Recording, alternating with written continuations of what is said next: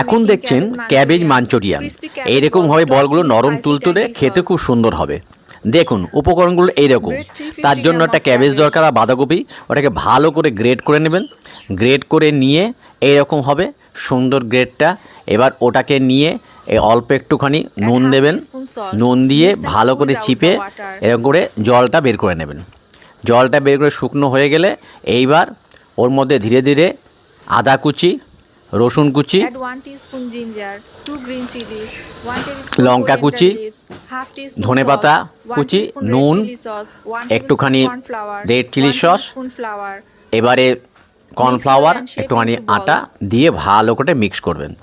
Mix করে এরকম বলটা সুন্দরভাবে করবেন, নাড়ু নাড়ু করে এবার তেলে সুন্দর করে ভাজুন।